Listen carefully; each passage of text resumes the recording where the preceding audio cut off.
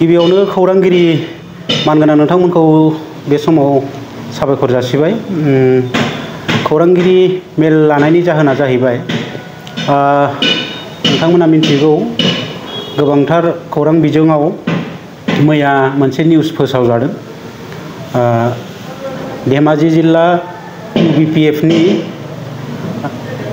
लेङाइ आफादगिरि सुनिल नार्जारी मानगोनां बिथाङा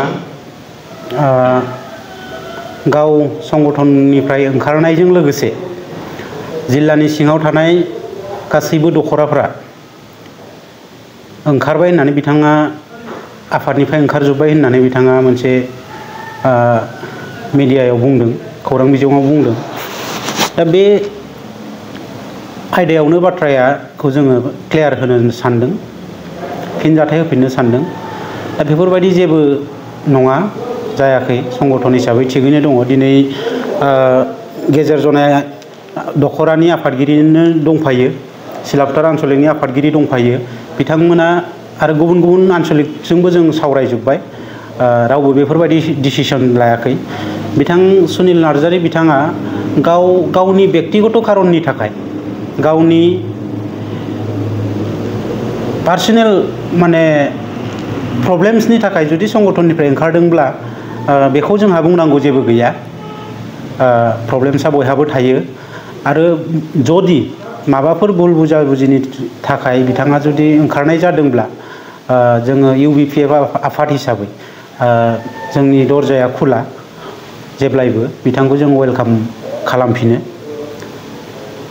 नाथाय जाय बाथ्राया नंखाय, आन्चलिक जोंनि आफादफोरा जे आन्चलिक कमिटिफोरा जे आफादखौ एंगाराखै, बे नंखाय बाथ्राखौ जाहाथे बिथाङा फोस्रावा, बेखौ जों बिथांखौ खावलायो, गुरैयै खावलायो।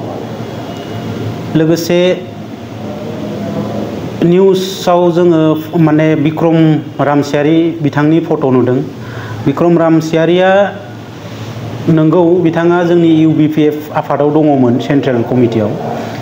नाथाय बिथाङा जिहेतु थांनाय पार्लियामेन्टारि इलेक्सनाव बिथाङा सासे बिजाथिमोन, बै समाव बिथाङा नमिनेसन साबमिट होनायनि सिगांनो संगठननि निति आदर्श हिसाबै बायदियै, नेमखान्थि हिसाबै, आफादनि नेमखान्थि हिसाबै बिथाङा UBPF सेन्ट्रेल कमिटिनिफ्राय बिथाङा रिजिगनेसन बै समावनो होखादों।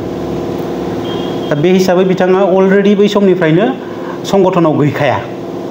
दा बिथांखौ संगठनावनो अलरेडि गैखायै मानसिखौ पिक्सारखौ होनानै संगठन नागारबाय होननाय बाथ्राया बेसेबां जुक्ति दङ बेवहाय? बे गनायथाव नङा आरोखि। अलरेडि संगठनावनो गैखाया बिथाङा। दा बेखौ आङो क्लियारेन्स होबाय। UBPF आफाद हिसाबै जोङो जोंनि जि दखराफोर दङ धेमाजि जिल्लायाव गासैबो थिगैनो दङ। जेबो सुनिल नार्जारी बिथाङा बुंनाय बायदि जेबो बेवहाय सोरबा आफाद नागारनाय, आफाद एंगारनाय बा रिजिगनेसन लेटार होनाय बेफोरबायदि जेबो जोंनियाव मेसेज गैया। मानोना संगठना मोनसे सिस्टेमजों सोलियो। जुदि आन्चलिक कमिटि, मायबा मोनसे आन्चलिक कमिटिया जुदि संगठन नागारोब्ला दिनैसिम जोंनाव लेटार फैनांगौमोन, सेन्ट्रेल कमिटियाव लेटार फैनांगोन।